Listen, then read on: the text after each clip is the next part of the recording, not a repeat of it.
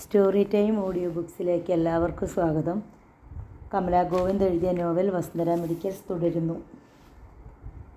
കൃഷ്ണേന്ദുവിന് വിശ്വസിക്കാൻ കഴിഞ്ഞില്ല. എന്താണിവർ പറയുന്നത്? ഭ്രാന്തോ?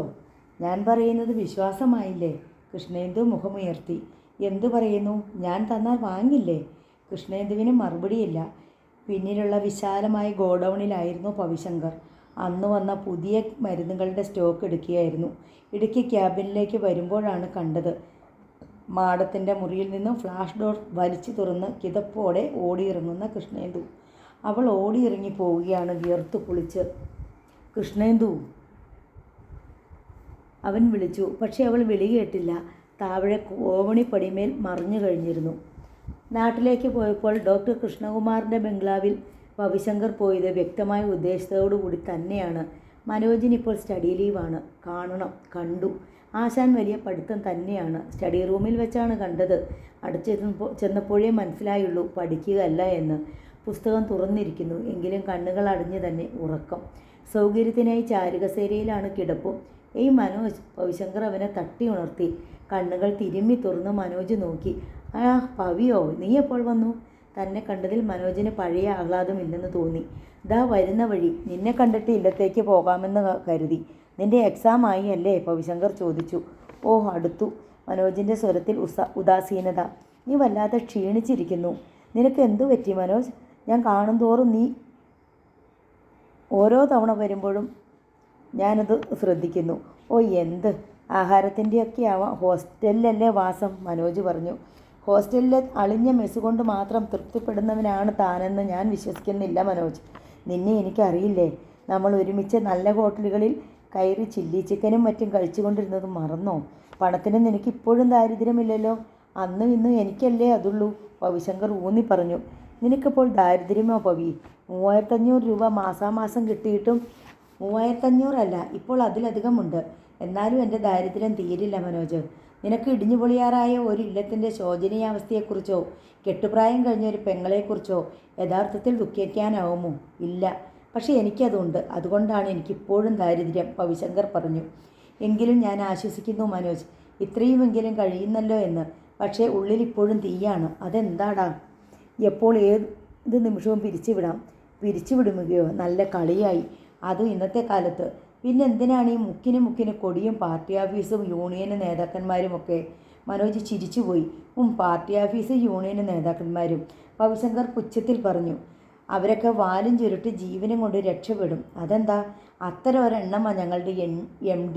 അയാളെന്താ ഭീമനോ? അയാളല്ല, അവരൊരു സ്ത്രീയോ? ഓ, ഞാൻ ഓർക്കുന്നു നീ എന്ന് പറഞ്ഞത് സ്ത്രീയാന്നൊക്കെ. അവരുടെ പേരാണ് ആ ഷോപ്പിനെന്നൊക്കെ. അതെ. എന്താ പേര്? വസുന്ധര ശങ്കർ. യെസ്, അതുതന്നെ. ഒരു പെണ്ണിൻ്റെ മുമ്പിൽ നിന്ന് നേതാക്കന്മാർ വാലും ചുരുട്ടി ഓടുമെന്നോ? അതേ സംഭവിക്കൂ. അതുകൊണ്ട് പിരിച്ചു വിട്ടാൽ വിട്ടതു തന്നെ. പിന്നെ ആ ദേശത്തേക്ക് കടക്കണ്ട. അത് പോട്ടെ, പവിശങ്കർ ചോദിച്ചു. ഞാനിവിടെയുണ്ടെന്ന് നിനക്കറിയാമല്ലോ. എന്തേ നീ അവിടെ ഒന്നും വന്നില്ല? ഓ, വരാൻ കഴിഞ്ഞില്ല. സമയം വേണ്ടായോ പവി? പക്ഷെ നീ അവരുടെ വീട് വരെ വന്നില്ലേ? എന്നിട്ടും എന്നെ കാണുവാൻ സമയം കിട്ടിയില്ലെന്നോ? ആരുടെ വീട് വരെ? ഞങ്ങളുടെ MDയുടെ. What nonsense? മനോജ് ചോദിച്ചു. നിങ്ങളുടെ MDയുടെ വീട്ടിൽ ഞാൻ വന്നുവെന്നോ? എന്തിന്? പവി സീരിയസ് ആയി തന്നെ ചോദിച്ചു. അതാണ് എൻ്റെയും ചോദ്യം. ഇല്ല, ഞാൻ വന്നിട്ടില്ല. മനോജ്, എന്നെ മറയ്ക്കണ്ട. നീ എന്നോട് മനഃപൂർവ്വം മറയ്ക്കുന്നു എങ്കിൽ എനിക്കൊന്നും പറയാനില്ല. പക്ഷേ അതുകൊണ്ട് നിനക്കെന്താ നേട്ടം? പവി, ഞാൻ സത്യം പറയുന്നു. ഈ പറയുന്ന വസുന്ധര മെഡിക്കൽസോ അതിൻ്റെ MDയെയോ ഞാനറിയില്ല. എൻജിനീയറിങ്ങും മെഡിക്കൽ ഷോപ്പുമായി എന്താ ബന്ധം? ബന്ധമില്ലെങ്കിൽ നീ അവിടെ വരില്ലായിരുന്നു. നോൺസെൻസ്. നീ മറ്റു വല്ല കാര്യവും പറയടോ. നിനക്ക് വേണ്ടി അല്ലെങ്കിൽ നിൻ്റെ ഡാഡിക്ക് വേണ്ടി പോയിരിക്കാം. മരുന്നെടുക്കാനോ? അതിന് സുകുമാരൻ മതി. എനിക്കാ പണിയില്ല. മനോജ് മനഃപൂർവ്വം വെട്ടിമാറുന്നതാണെന്ന് പവിശങ്കറിന് മനസ്സിലായി. എന്തോ മനോജ് ഒളിക്കുന്നുണ്ട്. എന്തോ ബന്ധം ഇവർക്കിടയിലുണ്ട്. കഴിഞ്ഞ 17-ാം തീയതി അതിരാവിലെ 6 മണിക്ക് മുമ്പ് നീ രാഗസുധ എന്ന വീട്ടിൽ പോയില്ലേ? പവിശങ്കർ ചോദിച്ചു. മനോജ് നടുങ്ങിപ്പോയി. അതെ, 6 മണിക്ക് മുമ്പ്. നിന്നെ ഞാൻ ആ വീട്ടിൽ വെച്ച് കണ്ടു. നിൻ്റെ ഇതേ കാർ, ഇതേ നമ്പർ. എനിക്ക് തെറ്റിയതല്ലല്ലോ. ആ വീട്ടിലെ സ്ത്രീക്ക് ഷേക്ക് ഹാൻഡ് കൊടുത്ത് നീ കാറിൽ കയറി. അവരുടെ ഡ്രസ്സ് നൈറ്റിയായിരുന്നു. പവി, മനോജിൻ്റെ സ്വരത്തിൽ ഭീതി. യെസ്. നീ ഇതൊക്കെ ഇത്ര കൃത്യമായി എങ്ങനെ അറിഞ്ഞു? ഞാൻ എൻ്റെ 2 കണ്ണുകൾ കൊണ്ട് കണ്ടു. നീ അപ്പോൾ അവിടെ ഉണ്ടായിരുന്നോ? ഉണ്ടായിരുന്നു. നീ എന്തിനവിടെ വന്നു? നീ വന്നതിന് തന്നെ. മനോജ് പവിശങ്കറിനെ പിടിച്ചുലച്ചു. അവൻ്റെ കണ്ണുകൾ കലങ്ങി ചുവന്നു. കവിളുകൾ വിജൃംഭിച്ച് പൊട്ടുമെന്ന് തോന്നി. പവി, മനോജ് ഉറക്കെ വിളിച്ചു. എടാ, സത്യം പറയ്, നീ എന്തിനാ വീട്ടിൽ വന്നു? പറയ്. മനോജ് പവിശങ്കറിൻ്റെ മുമ്പിൽ നിന്നു. പറയടാ, പറയാതെ നിന്നെ ഞാൻ വിടില്ല. നല്ല കാര്യം, ഇപ്പോൾ വാദി പ്രതിയായിരിക്കുന്നു. പവിശങ്കർ ചിരിച്ചുപോയി. നീ ഒഴിഞ്ഞു മാറണ്ട. നീ എന്തിനവിടെ വന്നു എന്ന് എനിക്കറിയണം. മനോജ് വീണ്ടും പവിശങ്കറിൻ്റെ മുമ്പിൽ തറഞ്ഞു നിന്ന് ചോദിച്ചു. മറുചോദ്യം ചോദിച്ച് എന്നെ വിരട്ടാനാണോ പ്ലാൻ? പവിശങ്കർ ചോദിച്ചു. നീ ഒരു ഡോക്ടറുടെ ഏക സന്താനം. ഞാനൊരു പാവപ്പെട്ട തിരുമേനിയുടെ ദാരിദ്ര്യത്തിലെ പിറവി. പക്ഷേ നീ ഒരിക്കലും എന്നോട് ആ വ്യത്യാസം കാട്ടിയിട്ടില്ല. നമ്മൾ അങ്ങനെ ആയിരുന്നില്ല. ആ സ്വാതന്ത്ര്യം കൊണ്ടാണ് നിന്നോട് ഞാൻ ചോദിക്കാൻ വന്നത്. നിന്നെ ആ വീട്ടിൽ വെച്ച് കണ്ടപ്പോൾ എൻ്റെ നെഞ്ചു പൊട്ടിപ്പോകുന്നത് പോലെ തോന്നിയടാ, പവിശങ്കർ മെല്ലെ പറഞ്ഞു. മനോജിൻ്റെ മുഖം കുനിഞ്ഞു. നീ ആ സ്ത്രീയുടെ ഒപ്പം അവരുടെ കൂടെ? പവിശങ്കർ ചോദിച്ചു. നോ നോ പവി, നീ തെറ്റിദ്ധരിക്കരുത്. മനോജ് കൈയെടുത്ത് വിലക്കി. പിന്നെ നീ എന്തിനു വന്നു? അവിടെ എന്താ ടൂറിസ്റ്റ് കേന്ദ്രമാണോ? പവിശങ്കറിൻ്റെ സ്വരം ഉയർന്നു. നീ പോകൂ Pavi, please please leave me alone. Manoj വളരെ അസ്വസ്ഥതയോടെ കൈകൾ കൂട്ടിയടിച്ചു. സ്വയം തലക്കടിച്ചു. യെസ്, ഞാൻ പോകുന്നു. പവിശങ്കർ എണീറ്റു. നിനക്ക്? മനോജ് പവിശങ്കറിൻ്റെ തോളിൽ കൈവച്ചു. പിന്നെ ചോദിച്ചു. നീ എന്തിനവിടെ പോയി? പവിശങ്കർ മിണ്ടിയില്ല. നീ പറയില്ലെന്ന് എനിക്കറിയാം. പക്ഷേ പവി, പ്ലീസ്, നീ ഇനി അവിടെ പോകരുത്. നീ നിൻ്റെ അച്ഛനെയും നിൻ്റെ പെങ്ങളെയും ഓർത്തെങ്കിലും അവിടെ പോകരുത്. പവിശങ്കർ മിണ്ടിയില്ല. പവി, മനോജ് നിൻ്റെ കാല് പിടിക്കുന്നു. നീ അവിടെ പോകരുത്. അവൻ്റെ സ്വരം ഇടറിയിരുന്നു. പറയൂ, കാരണം പറയൂ. പവി, എനിക്കിനി ഞാൻ തന്നെ ശ്രമിച്ചാലും പോകാതിരിക്കാനാവില്ലടാ. പക്ഷേ നിനക്ക് കഴിയും. നീ ഇനി പോകരുത്. മനോജിൻ്റെ സ്വരം താഴ്ന്നു. എനിക്കും പോകാതിരിക്കാനാവില്ല. പോയേ തീരൂ, പവിശങ്കർ പറഞ്ഞു. കാരണം ഞാൻ ആ വീടിൻ്റെ ഔട്ട് ഹൗസിലെ താമസക്കാരനാണ്. അവരുടെ PA ആണ് ഞാൻ. മനോജ് ആ സ്ത്രീയാണ് വസ്തര ശങ്കർ. അവരാണ് എൻ്റെ MD. മനോജ് നടുങ്ങിപ്പോയി. സത്യം പറയൂ, അവരാണ് വസ്തര എന്ന് നിനക്കറിയില്ലേ? എന്നോട് നീ കള്ളം പറയുന്നു? ഇല്ല, സത്യമായും ഇല്ല. കള്ളം, പച്ചക്കള്ളം, പവിശങ്കർ എതിർത്തു. അവർ ആരാന്നറിയില്ല, അവരുടെ പേരറിയില്ല. ഞാനങ്ങ് വിശ്വസിക്കുമെന്നല്ലേ? എൻ്റെ മുന്നിലാണ് അഭിനയം. പവി, നീ ആ വീട്ടിൽ വന്നു പാതിരാത്രിക്ക് ശേഷം. അതിരാവിലെ പോയി. നിൻ്റെ ആരുമല്ലവർ. തിരുവനന്തപുരത്ത് പഠിക്കുകയും താമസിക്കുകയും ചെയ്യുന്ന നീ എന്തിനാ സ്ത്രീയുടെ അടുത്ത് വന്നു? എന്തിനെന്ന് ഞാൻ കരുതണം? നീ എങ്ങനെ ധരിച്ചാലും എനിക്കത് തിരുത്താനാവില്ലെന്ന് വരും. ഒരുപക്ഷേ എന്നല്ല, തീർച്ചയായും വരും. മനോജ്, എനിക്ക് പോകാതിരിക്കാനാവില്ലടാ. പവിശങ്കർ മനോജിൻ്റെ തോളിൽ പിടിച്ചു. നിനക്ക് എന്തു പറ്റി മനോജ്?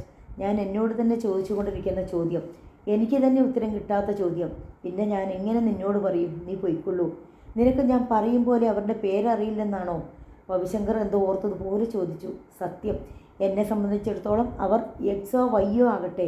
എൻ്റെ ആവശ്യം അവരുടെ പേരന്വേഷിക്കലല്ല. എത്ര തന്നെ തിരിച്ചും മറിച്ചും ചോദിച്ചാലും മനോജിൽ നിന്ന് സത്യം അറിയാൻ കഴിയില്ലെന്ന് പവിശങ്കറിന് മനസ്സിലായി. അതവനെ ഏറെ നിരാശപ്പെടുത്തി. അതോടെ അവൻ വല്ലാതെ സംശയാലുവായി തീർന്നു. താൻ അറിയാത്ത ഒരു രഹസ്യം ഇന്ന് വരെ മനോജിനുണ്ടായിരുന്നില്ല. പണത്തിൻ്റെ വലിപ്പ ചെറുപ്പം നോക്കാതെ എത്ര സ്നേഹത്തോടെ കഴിഞ്ഞിരുന്നവരാണ്. പക്ഷേ ഇപ്പോൾ അവനത് ഒളിക്കുന്നു. തന്നോട് പറയാൻ ഒരു രഹസ്യം അവനുണ്ടെങ്കിൽ അത് അത്രയ്ക്ക് ഭീകരമാണ്, ഗൗരവമേറിയതാണ്. അത് കണ്ടുപിടിക്കണം. കണ്ടുപിടിച്ചേ അടങ്ങൂ. ഡോക്ടർ കൃഷ്ണകുമാറിനെ കൂടി കണ്ടിട്ട് പോകാം എന്ന് കരുതി ഹോസ്പിറ്റലിലാണ് ചെന്നത്. ആരിത്, പവിയോ? എപ്പോഴെത്തി? ഡോക്ടർ കൃഷ്ണകുമാർ ഹാർദവമായി സ്വീകരിച്ചു.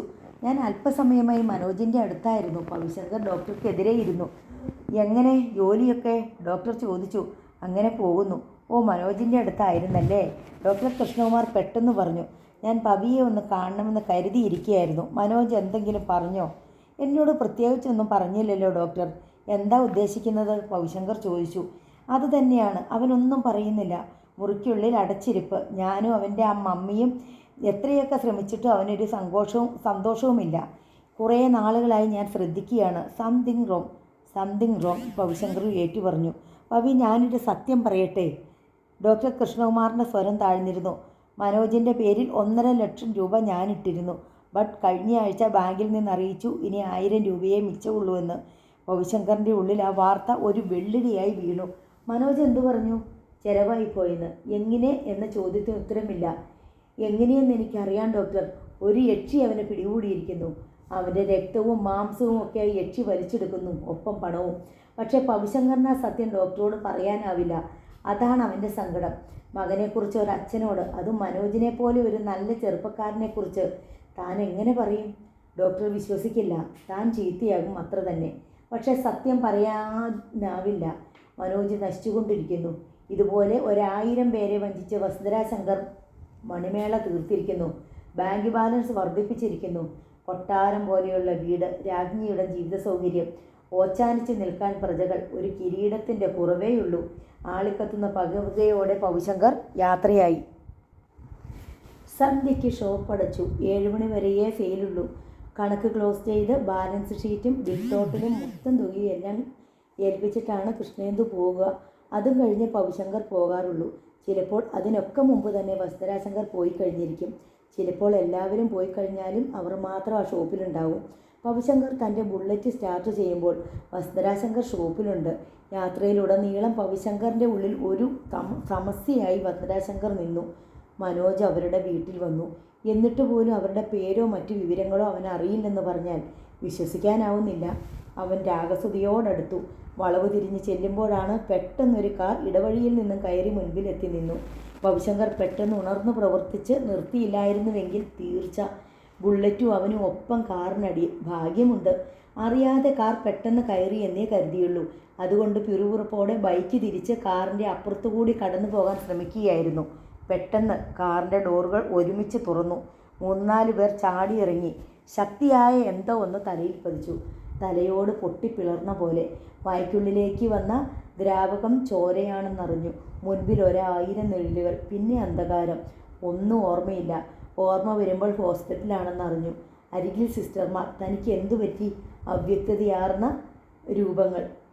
തലയിൽ ഒരു കൂടം ആഞ്ഞു പതിച്ച ഓർമ്മ. മെല്ലെ തലയിലേക്ക് കൈ നീണ്ടു. മിസ്റ്റർ പവി, അനങ്ങാതെ കിടക്കൂ, സിസ്റ്റർ ശാസിച്ചു. തലയിൽ കെട്ടുണ്ട് എന്ന് മനസ്സിലായി. ആരായിരുന്നവർ? കൊല്ലാനായിരുന്നോ ശ്രമം? തനിക്ക് ആരാണിവിടെ ശത്രു? പെട്ടെന്ന് ഓർത്തു. ഈ നിമിഷം നിന്നെ കൊന്നു കുഴിച്ചു മൂടാൻ ഞാൻ വിചാരിച്ചാൽ കഴിയുമെടാ. വസുന്ധരാശങ്കറിൻ്റെ അന്നത്തെ അലർച്ച. വിരോധമില്ലെന്ന് ഭാവിച്ച് ഒപ്പം കുറച്ച് ദിവസം കൂടി പാർപ്പിച്ചിട്ട് പെട്ടെന്നൊരു ദിവസം ഗുണ്ടകളെ വിട്ട് കൊല്ലിക്കുക. യക്ഷി. അവൻ്റെ മനസ്സിൽ യക്ഷിയായി അവർ വന്നു നിന്നു. ദംശകളും ചുവന്ന നാവും കാട്ടി നീണ്ടു വളർന്ന നഖങ്ങളുള്ള കരങ്ങൾ നീട്ടി. മിസ്റ്റർ പവി, ഇതാ മരുന്ന് കഴിക്കൂ, വായി തുറന്നോളൂ. സിസ്റ്ററിൻ്റെ ശബ്ദം. അവൻ വായി തുറന്നു. സിസ്റ്റർ ഗുളികകൾ അവൻ്റെ വായിലേക്കിട്ടു. വെള്ളവും ഒഴിച്ചു കൊടുത്തു. തല അനക്കണ്ട കേട്ടോ, മുറിവ് ഇത്തിരി കട്ടിയാണ്, 8 സ്റ്റിച്ചസ് ഉണ്ട്, സിസ്റ്റർ സ്നേഹപൂർവ്വം പറഞ്ഞു. രാത്രിയിലെ മുറിവ് കണ്ടപ്പോൾ ഞങ്ങളും ഇത്തിരി ഭയന്നതാണ്. ആരാണെന്നെ ഇവിടെ എത്തിച്ചത്? അവൻ ചോദിച്ചു. ആരായാലും തൻ്റെ ജീവൻ അവരോട് കടപ്പെട്ടിരിക്കുന്നു. മിസ്റ്റർ പവിയുടെ അമ്മ തന്നെയാണ്, സിസ്റ്റർ പറഞ്ഞു. ഈ അമ്മയോ? അവൻ കണ്ണു മിഴിച്ചുപോയി. അതെ, ഇന്നലെ മുതൽ ഉറക്കം വിളിച്ച അമ്മ കാത്തിരിക്കുകയായിരുന്നല്ലോ. ഇനി ഒന്നും ഭയപ്പെടാനില്ലെന്ന് ഞങ്ങൾ തീർത്ത് പറഞ്ഞപ്പോഴാണ് അവർ സമാധാനിച്ചത്. മകൻ്റെ തലയ്ക്കൽ തന്നെ ഇരിക്കുകയായിരുന്നു. ഞങ്ങൾ നിർബന്ധിച്ച് വീട്ടിലേക്ക് അയച്ചതാണ് കുളിച്ച് ആഹാരം കഴിക്കാൻ. പവിശങ്കറിൻ്റെ കണ്ണ് തള്ളിപ്പോയി. അമ്മ? അതാര്? ഇതാ പറഞ്ഞതേയുള്ളൂ, വന്നു കഴിഞ്ഞല്ലോ. സിസ്റ്റർ വാതിൽക്കലേക്ക് വിരൽ ചൂണ്ടി. രക്തം ഉറഞ്ഞ് കട്ടയായ അനുഭവമായിരുന്നു പവിശങ്കറിന്. വസുന്ധരാശങ്കർ തൻ്റെ അമ്മയോ? അവരുടെ കൈവശം ഒരു ബാഗുണ്ട്. നേരിയ പുഞ്ചിരിയോടെ അവർ അടുത്തു വന്നു. സിസ്റ്റർ കടന്നുപോയി. പവി എങ്ങനെയുണ്ട്? ആ സ്വരം സ്നേഹലോലമായിരുന്നു. മറുപടി പറയാൻ അവന് കഴിഞ്ഞില്ല. എങ്കിലും അവൻ അവരെ തുറച്ചു നോക്കി അങ്ങനെ കിടന്നു. ഒരു പ്രൈവറ്റ് ഹോസ്പിറ്റലായിരുന്നു അത്. എല്ലാവിധ സജ്ജീകരണങ്ങളുമുള്ള ഹോസ്പിറ്റൽ. സ്പെഷ്യൽ റൂമിലായിരുന്നു പവിശങ്കർ. ഡോക്ടറുടെ ബന്ധുക്കൾക്കും വേണ്ടപ്പെട്ടവർക്കും വേണ്ടി മാത്രമുള്ള റൂം. ബന്ധുക്കളല്ലാത്തവരെ ആ മുറിയിൽ കിടത്താൻ ഡോക്ടർ പറയുന്ന ഫീസ് കൊടുക്കേണ്ടി വരും. ആ മുറിയിലാണ് പവിശങ്കർ. കുഷ്യനിട്ട കസേരയിൽ ഒന്ന് വലിച്ച പവിശങ്കറിൻ്റെ കിടക്കയോട് ചേർത്തിട്ട് വസുന്ധരാശങ്കർ ഇരുന്നു. കയ്യിലിരുന്ന ബാഗ് മേശമേൽ വെച്ചു. വിശക്കുന്നുണ്ടോ പവി? അപ്പോഴും അവൻ മിണ്ടിയില്ല. ഞാൻ ആഹാരം കൊണ്ടുവന്നിട്ടുണ്ട്. അവൻ അപ്പോഴും അങ്ങനെ തന്നെ കിടന്നു. ഇവിടെ കൊണ്ടുവന്നപ്പോൾ ബന്ധുക്കൾ ആരെങ്കിലും ഉണ്ടോ എന്ന് ഡോക്ടർമാർ ചോദിച്ചു. ഞാൻ അമ്മയാണെന്ന് പറഞ്ഞു. അമ്മ എന്ന ബന്ധമല്ലാതെ മറ്റെന്തു പറയാൻ? അവൻ അപ്പോഴും മിണ്ടിയില്ല. ഷോപ്പിൽ നിന്ന് പവി പോന്ന പിന്നാലെ പോരാൻ എനിക്ക് തോന്നി. അതുകൊണ്ട് കാണാൻ കഴിഞ്ഞു. അവരുടെ സ്വരം ശാന്തമായിരുന്നു. പവി വീഴുന്നത് ഞാൻ കണ്ടു. ഒരു കാർ പാഞ്ഞു വരുന്നത് കണ്ടപ്പോൾ അക്രമികൾ ഓടിക്കളഞ്ഞു. ചിരിയോടെ വസുന്ധരാശങ്കർ കൂട്ടിച്ചേർത്തു. ധാരാളം രക്തം വാർന്നു. ചോരയിൽ കുതിർന്ന് എനിക്കൊരു സാരി നഷ്ടമായി. അവൻ്റെ കണ്ണുകളിൽ തെല്ല അവിശ്വസനീയത. അപ്പോൾ പിന്നെ എന്നെ ആക്രമിച്ചത് മാടവല്ലേ? പിന്നെ ആര്? ആരോ തനിക്ക് ശത്രുക്കളുണ്ട്. ഒരു മാലാഖയെ പോലെ വസുന്ധരാശങ്കർ ഓടിയെത്തി. തന്നെ കോരിയെടുത്ത് നെഞ്ചോട് ചേർത്തു. പിന്നെ കാറിൽ കിടത്തി കാർ ചീറിപ്പാഞ്ഞു. ഇവിടെ തൻ്റെ സ്വന്തം അമ്മയായി നിന്നു. സ്വന്തം അമ്മയെപ്പോലെ തന്നെ ശുശ്രൂഷിച്ചു. വസുന്ധരാശങ്കർ പെട്ടെന്ന് പവിശങ്കറിൻ്റെ വലതുകരം പിടിച്ചെടുത്തു. എങ്ങനെയുണ്ട്? ഇപ്പോൾ വേദനയുണ്ടോ? ഇല്ല എന്നവൻ കണ്ണടച്ച് കാട്ടി. വിശക്കുന്നുണ്ടോ? ഉണ്ടെന്നവൻ്റെ ഭാവം കണ്ട് മനസ്സിലാക്കാമായിരുന്നു. വസുന്ധരാശങ്കർ ബാഗെടുത്തു. അതിനുള്ളിൽ നിന്നും പാത്രങ്ങൾ എടുത്തു. ഒന്ന് തുറന്ന ചെറിയ പ്ലേറ്റിലേക്ക് ചൂട് കഞ്ഞി ഒഴിച്ചു. സ്പൂൺ കൊണ്ട് കഞ്ഞി കോരി അവർ പവിശങ്കറിൻ്റെ അടുത്ത് ബെഡിലിരുന്നു. അമ്പരിപ്പ് കൊണ്ട് അവന് അനങ്ങാൻ പോലും കഴിഞ്ഞില്ല. സംഭവിക്കുന്നതൊക്കെ സ്വപ്നമാണെന്ന് തോന്നിപ്പോകുന്നു. വായി തുറന്നോളൂ പവി, തല അനക്കാൻ പാടില്ലെന്ന് ഡോക്ടർ പ്രത്യേകം പറഞ്ഞു. 2 ദിവസത്തേക്ക്, പിന്നെ നോ പ്രോബ്ലം, കഴിച്ചോളൂ അവർ പറഞ്ഞു. പക്ഷേ വായ തുറക്കാൻ അവൻ അപ്പോഴും കഴിഞ്ഞില്ലെന്നതാണ് സത്യം. വെറുതെ അമ്മയുടെ വേഷം കെട്ടിയാൽ അമ്മയാവില്ലല്ലോ അല്ലേ? പൊടുന്നനെയായിരുന്നു അവർ ചോദിച്ചത്. No madam, I was thinking about. അവൻ പരിങ്ങലിലായി. പിന്നെ മെല്ലെ വായ തുറന്നു. വസുന്ധരാശങ്കർ കഞ്ഞി അവൻ്റെ വായിലേക്ക് സ്പൂണിൽ കോരി ഒഴിച്ചു കൊടുത്തു. ആ മുഖത്ത് വിടരുന്നത് ഒരമ്മയുടെ വാത്സല്യവും സ്നേഹവുമാണെന്ന് അവൻ കണ്ടു. ടൗവൽ കൊണ്ട് അവൻ്റെ ചുണ്ടുകൾ ഒപ്പി അടുത്തിരുന്ന് അവൻ്റെ ശിരസിൽ തലോടി. അവനതൊന്നും വിശ്വസിക്കാൻ പോലും കഴിയുന്നില്ല. വസുന്ധരാശങ്കർ, അവർക്ക് ഇങ്ങനെയും ഒരു മുഖമോ? വൈകുന്നേരം മെഡിക്കൽ ഷോപ്പിലുള്ള ചിലരൊക്കെ കാണാനെത്തി. സംഭവങ്ങൾ ചോദിച്ചു, ചർച്ച ചെയ്തു. പിറ്റേന്ന് ബാക്കിയുള്ളവരും എത്തി. എല്ലാവർക്കും കൂടി ഒരുമിച്ച് പോരാനാവില്ലല്ലോ. പക്ഷെ പവിശങ്കർ ശ്രദ്ധിച്ചു. ഒരാൾ മാത്രം വന്നില്ല, കൃഷ്ണേന്ദു. രതി ദിവസവും വന്നു, അടുത്തിരുന്നു, സംസാരിച്ചു. സ്റ്റിച്ച് എടുത്തതോടെ അവനെ ഡിസ്ചാർജ് ചെയ്തു. അവൻ ഔട്ട് ഹൗസിൽ കിടന്നു. കൃഷ്ണേട്ടൻ അവൻ്റെ കാര്യങ്ങൾ അന്വേഷിച്ചു. അവന് വേണ്ടുന്നതെല്ലാം അടുത്തെത്തിച്ചു കൊടുത്തു. ഔട്ട് ഹൗസിൽ എത്തിയിട്ട് 3 ദിവസം കഴിഞ്ഞിട്ടും വസുന്ധരാശങ്കർ അവൻ്റെ അടുത്തെത്തിയില്ല. എന്തുകൊണ്ടോ പവിശങ്കർ ആഗ്രഹിച്ചു പോയി അവർ തൻ്റെ അടുത്ത് എപ്പോഴും എത്തിയെങ്കിൽ, എന്നിട്ട് എങ്ങോട്ടും പോകാതിരുന്നെങ്കിൽ. അവരുടെ തലോടലേറ്റ് ആ മൊഴികൾ കേട്ട് അങ്ങനെ കിടക്കാൻ മോഹം. അവർ തൻ്റെ അമ്മയുടെ സ്ഥാനത്ത് നിന്നതുകൊണ്ടാണോ? അമ്മയുടെ വാത്സല്യവും സ്നേഹവും പകർന്നു തന്നതുകൊണ്ടാണോ? അതോ അവരെപ്പോലൊരു സ്ത്രീയുടെ സ്നേഹം പിടിച്ചെടുക്കാൻ കഴിഞ്ഞല്ലോ എന്ന അഭിമാനബോധമോ?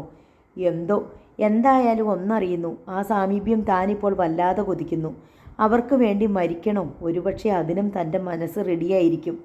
അവരുടെ ആൾക്കാരാണ് തന്നെ അടിച്ചു വീഴ്ത്തിയത് എന്നറിഞ്ഞാൽ പോലും തനിക്ക് പകയില്ല. 4-ാം ദിവസം അവർ ഔട്ട് ഹൗസിലെത്തി. പവിക്ക് ഒരാളെ കാട്ടിത്തരാൻ വരൂ അവർ പറഞ്ഞു. അവൻ അവർക്കൊപ്പം ഇറങ്ങി. എങ്ങോട്ട് എന്ന് പോലും ചോദിക്കാതെ കാറിനുള്ളിൽ ഇരുവരും ഇരുന്നു. കാർ ഗേറ്റ് കടന്നു പാഞ്ഞു. കാർ നിന്ന് പോലീസ് സ്റ്റേഷന് മുന്നിൽ. വരൂ. ഇരുവരും ഇറങ്ങി. SIക്ക് മുമ്പിൽ എത്തി. അദ്ദേഹം കാത്തിരിക്കുകയായിരുന്നുവെന്ന് തോന്നി. ഓക്കെ മാഡം, വരൂ, കാട്ടിത്തരാം. അവരെ കണ്ടയുടനെ SI പറഞ്ഞു. അവരെ അദ്ദേഹം മുമ്പോട്ട് നയിച്ചു. ലോക്കപ്പ്. പ്രാകൃതനായ ഒരു മനുഷ്യൻ അതിനുള്ളിൽ നിന്ന് തുറച്ചു നോക്കുന്നു. ആര്? കണ്ണുകൾ തിരുമ്മി തുടിച്ച പവിശങ്കർ വീണ്ടും നോക്കി. ആ ലോക്കപ്പിനുള്ളിൽ തളർന്ന അവശനായ ഒരു പേക്കോലം. വർഗീസ്. പവിശങ്കർ അക്ഷരാർത്ഥത്തിൽ തന്നെ നിലവിളിച്ചുപോയി. തിരികെ വരുമ്പോൾ പവിശങ്കർ ആകെ പരവശനായിരുന്നു, ദുഃഖിതനായിരുന്നു. വർഗീസ്, പാവം മനുഷ്യൻ, ഒരു കുടുംബത്തിൻ്റെ അത്താണി. ദേഹമാകെ മർദ്ദനത്തിൻ്റെ പാടുകൾ, ക്ഷീണിച്ച് തളർന്ന ദേഹം, പാറിപ്പറന്ന മുടി. ഒരു ദിവസം പിരിച്ചുവിട്ടു, പിന്നെ ഇതാ ലോക്കപ്പിൻ്റെ മൂലയിലേക്ക് തള്ളിയിരിക്കുന്നു. കാക്കിക്കുപ്പായക്കാർക്ക് പന്തുരുട്ടാൻ. തൊട്ടടുത്തിരുന്ന് ഡ്രൈവ് ചെയ്യുന്ന ആ സ്ത്രീ അവനെ ആകെ വെറുത്തു. ഒരു കുഷ്ഠരോഗിയെപ്പോലെ അറച്ചു. ആ നിമിഷത്തിൽ പവിയുടെ ശത്രു ഞാനാണെന്ന വിചാരമല്ലേ? പെട്ടെന്ന് അവൻ ചോദിച്ചു. ഒളിയം പെയ്ത് ബാലിയെ കൊന്ന ശ്രീരാമനോട് എനിക്ക് ബഹുമാനമില്ല. നേർക്ക് നേരെ നിന്ന് പോരിടാനാണ് എനിക്കിഷ്ടം. വസുന്ധരാശങ്കർ ഒന്ന് നിർത്തി. അന്ന് ഓടിപ്പോയ അക്രമികളിൽ ഒരു നിഴൽ വർഗീസിൻ്റേതാണെന്ന് ഞാൻ ബലമായി സംശയിച്ചു. അത് സത്യമായിരുന്നു. അയാളുടെ ശത്രു പവിയാണെന്ന് അയാളുടെ ധാരണ. എനിക്ക് എൻ്റെ ജോലിക്കാരെക്കുറിച്ച് മനസ്സിലാക്കാൻ എന്തിനൊരു മീഡിയേറ്റർ? ഇന്നലെ വന്ന പവി പറഞ്ഞിട്ട് വേണോ വർഗീസിനെ വസുന്ധരയ്ക്കറിയാൻ? അവൻ്റെ ഉള്ളിൽ സംശയം അപ്പോഴും ബാക്കി നിന്നു. ഇവർ മനഃപൂർവ്വം വർഗീസിൻ്റെ തലയിൽ കുറ്റം കെട്ടിവെച്ചതാണോ? കാരണം നടക്കുന്നതൊന്നും തന്നെ വിശ്വസിക്കാൻ വയ്യാത്തതൊക്കെയാണ്. ചിലപ്പോൾ അവർ മാലാഖയാകുന്നു, തൊട്ടടുത്ത നിമിഷത്തിൽ തന്നെ പിശാചാകുന്നു. അന്ന് രാത്രിയിലും ഔട്ട് ഹൗസിലെ ഇൻ്റർകോം ബീപ് ബീപ് സ്വരമുയർത്തി. കൊട്ടാരത്തിലേക്ക് ചെല്ലാനാണ്. ഇനി എന്താണാവോ സംഭവിക്കുക? രാത്രി 10 മണിയോളം ആകുന്നു. ഡ്രോയിങ് റൂമിലാണ് പരസ്പരം കെട്ടിപ്പുണർന്ന് നൃത്തം ചെയ്യുന്ന ശിവൻ്റെയും പാർവതിയുടെയും മൊമൻറ്റോവിന് പിന്നിൽ അവർ ഇരുന്നു. എതിരെ പവിശങ്കറും. എത്ര വൈഷമ്യമേറിയ കാര്യവും ഞാൻ തന്നെ ചെന്ന് നിർവഹിക്കുന്നതാണ് എനിക്കിഷ്ടം, വസുന്ധരാശങ്കർ പറഞ്ഞു. പക്ഷേ ഇന്ന് ഒരു മീഡിയേറ്ററിൻ്റെ ആവശ്യം ഉണ്ടായിരിക്കുന്നു. തെല്ലിട നിശബ്ദനായിരുന്നിട്ട് അവൻ പറഞ്ഞു. പവി ഉദയൻ്റെ അടുത്തൊന്ന് പോകണം. പവിശങ്കർ അവനെ ഉറിച്ചു നോക്കി. എൻ്റെ മകൻ്റെ അടുത്ത്? അവൻ്റെ അഭ്യുദയകാംക്ഷിയായിട്ടോ വെറും സുഹൃത്തായിട്ടോ സ്വന്തം ജ്യേഷ്ഠനായിട്ടോ? എങ്ങനെ വേണമെങ്കിലും പവിക്ക് കടന്നു ചെല്ലാം. വസുന്ധരാശങ്കറിൻ്റെ മുഖം പ്രകാശമാനമായിരുന്നു, വാത്സല്യഭരിതമായിരുന്നു. ആ മനസ്സിൽ ഇപ്പോൾ മകന് മാത്രമേ സ്ഥാനമുണ്ടായിരുന്നുള്ളൂ എന്ന് തോന്നും. എൻ്റെ മകൻ ആലംബഹീനനാണ്, ഒറ്റയ്ക്കാണ്.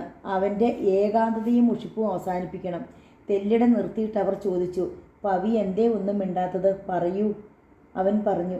അവന് 23 വയസ്സായിരിക്കുന്നു. ഇനി ഞാനോ മറ്റൊരാളോ അല്ല അവൻ്റെ ഏകാന്തതയെ നശിപ്പിക്കാൻ വേണ്ടത്. ഒരു പെണ്ണിനെയാണ്, ഒരു ഭാര്യ. വസുന്ധരാശങ്കർ ഒന്ന് നിർത്തി. പക്ഷേ പവി, എൻ്റെ 23 വയസ്സായ മകന് ഒരു ഭാര്യയെ ഇന്ന് ആവശ്യമുണ്ടോ എന്നതാണ് എൻ്റെ ഏറ്റവും വലിയ പ്രശ്നം. കാരണം അവനൊരു മന്ദബുദ്ധിയാണ്. വസുന്ധരാശങ്കറിൻ്റെ കണ്ണുകൾ നിറഞ്ഞുപോയി. ഇപ്പോഴാണ് സത്യത്തിൽ പവിശങ്കർ നടുങ്ങിയത്. മന്ദബുദ്ധി, ഇന്ന് അവർക്കുള്ള ഏക ബന്ധു, ഏക പ്രതീക്ഷ, അതാണാ മകൻ. അവനൊരു മന്ദബുദ്ധിയാണെന്ന്. എനിക്ക് വേണ്ടി പവി അവിടെ പോകണം, അവനെ പരിചയപ്പെടണം. ഒരു നല്ല മകനായി എനിക്ക് അവനെ തിരികെ കിട്ടുമോ എന്നറിയണം. വസുന്ധരാശങ്കർ തുടർന്നു. ഞാൻ അവനെ ഉപേക്ഷിക്കുമ്പോൾ അവൻ മന്ദബുദ്ധിയാണെന്ന് എനിക്ക് അറിയാമായിരുന്നില്ല. എൻ്റെ ജീവിതത്തിൽ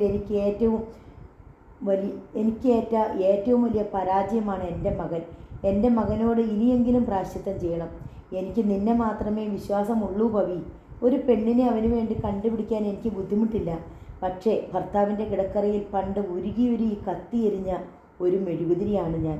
എൻ്റെ മകൻ്റെ കിടക്കറയിൽ ഒരു പെണ്ണ് ഉരുകിയൊലിക്കാൻ പാടില്ല പവി. അതാണ് നിൻ്റെ ദൗത്യം, നിൻ്റെ അന്വേഷണവും അതായിരിക്കണം. അവർ അവനെ നോക്കി. പവി എന്താ മിണ്ടാത്തത്? I will try my best madam. അത് മതി. വസുന്ധരാശങ്കറിന് സന്തോഷമായി. എപ്പോൾ ഏത് സമയത്തും പവിക്ക് അവിടെ പോകാം. അവനെ പരിചരിക്കുന്നതൊക്കെ ഞാൻ നിയമിച്ചിരിക്കുന്ന ആൾക്കാരാണ്. അതുകൊണ്ട് ബുദ്ധിമുട്ടൊന്നും ഉണ്ടാവില്ല. അവിടെ നിന്നിറങ്ങുമ്പോൾ ആ ദൗത്യം എങ്ങനെ പൂർത്തിയാക്കാൻ കഴിയുമെന്നതായിരുന്നു അവൻ്റെ സംശയം. അവൻ്റെ മുറിവുകൾ ഭേദപ്പെട്ടു വന്നു. മെഡിക്കൽ ഷോപ്പിൽ പോകാൻ തുടങ്ങി. ആദ്യമായി ചെന്ന ദിവസം ബുള്ളറ്റ് താഴെ നിർത്തി സ്റ്റാൻഡിൽ വെച്ച് താക്കോലുമായി ഹാളിൻ്റെ വരാന്തയിലേക്ക് കയറിയപ്പോൾ അവൻ്റെ കണ്ണുകൾ തിരിഞ്ഞത് കൃഷ്ണേന്ദുവിനെയാണ്. കൗണ്ടറിൽ അവളുണ്ട്. പച്ച ജോർജറ്റ് സാരിയും ബ്ലൗസും ധരിച്ച് പച്ച പനന്തത്തെപ്പോലെ. എല്ലാവരും അവനോട് കുശലം ചോദിച്ചു. കൃഷ്ണേന്ദു മാത്രം മുഖം ഉയർത്തിയില്ല. അതവൻ ശ്രദ്ധിച്ചു. അവൻ്റെ നെഞ്ചിൽ വല്ലാത്ത നീറ്റൽ. വലതുവശത്തേക്ക് കടന്ന് ഗോവണി കയറാൻ തുടങ്ങുമ്പോൾ പിന്നാലെ രതി ഓടിയെത്തി. പവിസാർ, അടക്കിയ സ്വരത്തിൽ അവൾ ചോദിച്ചു. വർഗീസിയേട്ടൻ ലോക്കപ്പിലാണല്ലോ. അവൻ തലയനക്കി. വർഗീസിയേട്ടനാണോ പവിസാറിനെ ആക്രമിച്ചത്? ആവോ, ഇവിടെ എല്ലാവർക്കും വലിയ ദേഷ്യമാണ് പവിസാറിനോട്. ഞാനെന്ത് ചെയ്തു? പവിസാറും മാടവും കൂടി ഒത്തുകൊണ്ട് വർഗീസിനെ മനഃപൂർവ്വം പിടിപ്പിച്ചതാണെന്ന് രതി പറഞ്ഞു. ചിരിച്ചു കാട്ടുന്നതൊക്കെ പുറംപൂച്ച. അവൻ മുകളിലേക്ക് കയറിപ്പോയി. രതി തിരികെ കാടിലേക്ക് കടന്നു. നെഞ്ച് പൊത്തിപ്പിടിച്ച് പൊട്ടിത്തെറിക്കാതിരിക്കാൻ പാടുപെട്ട് അപ്പോഴും കൃഷ്ണേന്ദു ഇരുന്നു. സ്വയം ശപിച്ച്, ഓ തന്നെപ്പോലൊരു ഭാഗ്യഹീന, ഒന്നും ആശിക്കാൻ യോഗമില്ലാത്ത ജന്മം. പക്ഷേ മറക്കാൻ എത്ര ശ്രമിച്ചിട്ടും ആ മുഖം മായുന്നില്ല. ആ ചിരി, ആ നോട്ടം, കൃഷ്ണേന്ദു എന്ന ആ വിളി. അവൻ വിങ്ങിപ്പൊട്ടിപ്പോയി. മറ്റാര് ശ്രദ്ധിക്കാതിരിക്കാനെന്നോണം സാരിത്തുമ്പ് കൊണ്ട് മുഖം മറച്ചു. പിറ്റേന്ന് കൗണ്ടറിൽ തിരക്കില്ലാത്ത സമയം. പവിശങ്കർ ഒരു ചെക്കിൻ്റെ നമ്പർ നോക്കാൻ എത്തിയതാണ്. ബുക്ക് നിവർത്തി കൃഷ്ണേന്ദു അത് കാട്ടിക്കൊടുത്തു. അത് ശ്രദ്ധിക്കുന്നതിനിടയിൽ പവിശങ്കർ മെല്ലെ പറഞ്ഞു. നാളെ ഞായറാഴ്ച 4 മണിക്ക് ഞാൻ പാർക്കിൽ കൃഷ്ണേന്ദുവിനെ കാത്തു നിൽക്കും, വരണം. അവളുടെ മറുപടി എന്തെന്നവൻ കേൾക്കാൻ നിന്നില്ല. ധൃതിയിൽ സ്ഥലം വിട്ടു. പാർക്കിൽ ചെല്ലണമെന്ന്. എന്തിനാണ്? ഓ വേണ്ട, പലരുടെ ഒപ്പം കഴിയുന്ന ഒരു ചീത്ത മനുഷ്യൻ ഇത്ര അധപതിക്കുമെന്ന് കരുതിയില്ല. പക്ഷേ വരണം. ആ സ്വരം, എത്ര ശ്രമിച്ചിട്ടും ആ സ്വരത്തെ അവഗണിക്കാൻ കൃഷ്ണേന്ദുവിൻ്റെ ആത്മാവിന് കഴിയുന്നില്ല. ഞായറാഴ്ച. പവിശങ്കർ കാത്തുനിന്നു. വരുമോ കൃഷ്ണേന്ദു? അവൾ വരുമോ? എന്തേ അവൾക്ക് സംഭവിച്ചു? എന്തോ കാര്യമായ പിശകുണ്ട്. അതാണ് തന്നെ കാണാൻ ഹോസ്പിറ്റലിൽ പോലും എത്താതിരുന്നത്. എന്താണ് കാരണം? ഹലോ പവിസാർ. പെട്ടെന്ന് രതി മുമ്പിലെത്തി. ഹലോ രതി, ഇവിടെ. ഞായറാഴ്ച ഞാൻ ഭയപ്പെടുന്ന ദിവസമാണ് സാർ. ഒരു ദിവസം മുഴുവൻ വീട്ടിലിരിക്കുക, അമ്മയെ കണ്ടുകൊണ്ടിരിക്കുക. വയ്യ, എനിക്ക് ഞായറാഴ്ച ശപിക്കപ്പെട്ട ദിവസമാണ്. ഞാൻ ഇങ്ങനെ നടക്കും സമയം കളയാൻ, രതി പറഞ്ഞു. ഇപ്പോഴെങ്ങനെ അമ്മയ്ക്ക്? 2 ആഴ്ചയിലൊരിക്കൽ ബ്ലഡ് ട്രാൻസ്ഫ്യൂഷൻ നൽകണമെന്നാണ് ഡോക്ടർ കഴിഞ്ഞ ദിവസം പറഞ്ഞത്. രതിയുടെ കണ്ണുകൾ നിറഞ്ഞു. ഇപ്പോൾ അമ്മ വളരെ ടയേർഡാണ്. എനിക്കെന്തോ വല്ലാത്ത ക്ഷീണം, എന്തോ മാരകമായ അസുഖമാണെന്ന് അമ്മ സ്വയം പറഞ്ഞ് സങ്കടപ്പെടും. എൻ്റെ മോൾക്ക് ആരുമില്ലല്ലോ എന്ന് പറഞ്ഞ് അമ്മ വിങ്ങിപ്പൊട്ടും. രതി കരഞ്ഞുപോയി. എൻ്റെ അമ്മയുടെ അന്ത്യനാളുകൾ അടുത്തു സാർ. മരിച്ചുകൊണ്ടിരിക്കുന്ന പെറ്റമ്മയെ കണ്ടുകൊണ്ട് കഴിച്ചു കൂട്ടുക. എൻ്റെ വിധി എത്ര ക്രൂരമാണ് സാർ. Be brave. പവിശങ്കർ അവളുടെ തോളിൽ തട്ടി. രതിയെ ഞാൻ അഭിനന്ദിക്കുന്നു. രതി കണ്ണുനീർ തുടച്ചു, ഏങ്ങലടിച്ചു. പക്ഷേ നടുക്കത്തോടെ നിൽക്കുകയായിരുന്നു കൃഷ്ണേന്ദു. തെല്ലകലെ അഗ്നികുണ്ഡത്തിലേക്ക് അറിയാതെ ചാടിയതുപോലെ ഗേറ്റ് കടന്ന് അവൾ എത്തുകയായിരുന്നു. എത്ര ശ്രമിച്ചിട്ടും വരാതിരിക്കാൻ കഴിഞ്ഞില്ല. പക്ഷേ കണ്ടതോ, തൊട്ട് ചേർന്ന് രതി, അവളെ തോളിൽ തട്ടി ചേർന്ന് നിൽക്കുന്ന പവിസാറ്. എന്തിനു തന്നെ വിളിച്ചു? ഇത് കാണാനോ? കാത്തു നിന്ന് പവിശങ്കർ മടുത്തു. 5 മണി 6 മണി സന്ധ്യയായി. ഇരുട്ട് പ്രപഞ്ചത്തെ വിഴുങ്ങാൻ തുടങ്ങിയപ്പോൾ അവൻ തൻ്റെ ബൈക്ക് സ്റ്റാർട്ടാക്കി. പിറ്റേന്ന് കൗണ്ടറിന് അപ്പുറത്തു നിന്ന് പവിശങ്കർ പല്ല് കടിച്ചു. കണ്ണിൽ തീ നിറച്ചവൻ നോക്കി. പക്ഷേ കൃഷ്ണേന്ദു മുഖം ഉയർത്തിയില്ല. വസുന്ധരാശങ്കർ തന്നെ ഏൽപ്പിച്ച ദൗത്യം പാലിക്കാൻ പവിശങ്കർ പല വഴികളും ആലോചിച്ചു. എന്താണൊരു വഴി? ഒരു വഴിയും കണ്ടു കിട്ടിയില്ല.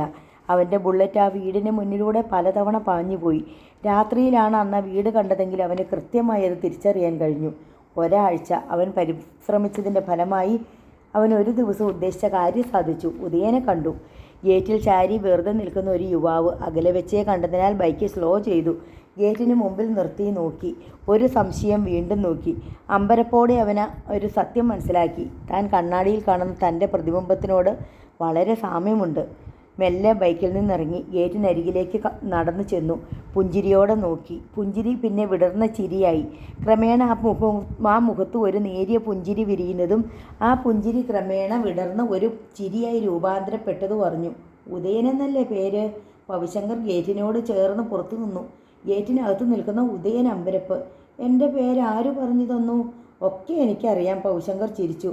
എന്നും ഈ ഗേറ്റെങ്കിലും നിൽക്കുവോ? ഉദയൻ നിഷേധാർത്ഥത്തിൽ തലയാട്ടി. നിൽക്കൂല. നാളെ നിൽക്കുവോ? പവിശങ്കർ സ്നേഹപൂർവ്വം ചോദിച്ചു. എന്തിനാ? ഞാൻ നാളെയും വരാം. എന്തിനാ? ഉദയനെ കാണാൻ. വീണ്ടും ആ വിടർന്ന ചിരി. പിറ്റേന്നും ആ ഗേറ്റിങ്കിൽ ഉദയൻ നിന്നിരുന്നു. പവിശങ്കർ അന്ന് വാങ്ങിയ ക്യാമറ കയ്യിലെടുത്താണ് ഉദയൻ്റെ അടുത്തേക്ക് നീങ്ങിയത്. ഉദയൻ്റെ മുഖം ക്യാമറയ്ക്കുള്ളിലാക്കി പവിശങ്കർ ചിരിച്ചു. വസുന്ധരാശങ്കറിൻ്റെ കണ്ണുകൾ തറഞ്ഞു തന്നെ നിന്നു. ഒരേ ലക്ഷ്യത്തിൽ. മുമ്പിലിരിക്കുന്ന പവിശങ്കറിൻ്റെ കണ്ണുകളിൽ. അവൻ തൻ്റെ കണ്ണുകളുടെ ലക്ഷ്യവും മാറ്റാൻ തയ്യാറായിരുന്നില്ല. കണ്ണുകൾ കോർത്ത് നിമിഷങ്ങളോളം. വസുന്ധരാശങ്കർ തന്നെ നോട്ടം പിൻവലിച്ചു. ആ നോട്ടം തൊട്ടു മുൻപിൽ കിടക്കുന്ന ടീപ്പോയ്മേലായി. ആ ടീപ്പോയ്മേൽ ഒരു ഫോട്ടോ, ഉദയൻ്റെ ഫോട്ടോ. രാഗസുധയിലെ ഡ്രോയിങ് റൂമിലേക്ക് പവിശങ്കർ കടന്നു ചെല്ലുകയായിരുന്നു. ആ ഫോട്ടോയുമായി അതവൻ ടീപ്പോയ്മേൽ വെച്ചു. അതിലേക്ക് വിരൽ ചൂണ്ടി പവിശങ്കർ ചോദിച്ചു. മാഡം, ആ ഫോട്ടോ നോക്കിയോ? കണ്ടു, അവർ പറഞ്ഞു. അവൻ്റെ പല പോസിലുള്ള ഫോട്ടോകൾ ഒരു നിധിയായി ഞാൻ എൻ്റെ ആൽബത്തിൽ സൂക്ഷിച്ചിട്ടുണ്ട്. ഞാൻ ഈ ഫോട്ടോ സ്വന്തമായി എടുത്തതാണ്. ഇതിനായി മാത്രം ഞാനൊരു ചെറിയ ക്യാമറ വാങ്ങി. എന്തിനെന്നറിയാമോ? അറിയാം. വസുന്ധരാശങ്കർ തുടർന്നു. മിസ്റ്റർ പവിശങ്കർ, നിങ്ങളുടെ മുഖച്ഛായ തന്നെയാണ് എൻ്റെ മകൻ ഉദയന്. എന്നിൽ നിങ്ങൾക്കുള്ള ഏക സ്വാധീനമാവുമാണ് ആ മുഖച്ഛായ. വല്ലപ്പോഴും അകലെ നിന്ന് മാത്രം ഞാൻ കണ്ടു സ്വയം നിർവൃതി അടിയുന്ന എൻ്റെ മകൻ്റെ മുഖച്ഛായ. നിങ്ങൾ ആദ്യമായി എൻ്റെ മുൻപിലേക്ക് കടന്നു വന്ന ദിവസം ഓർക്കുന്നോ?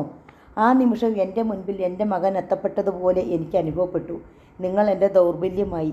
ഉദയൻ എന്ന എൻ്റെ മകനോടുള്ള സീമാതീതമായ സ്നേഹമാണ് നിങ്ങൾക്ക് 3500 രൂപ ശമ്പളമാക്കി ഞാൻ പ്രകടിപ്പിച്ചത്.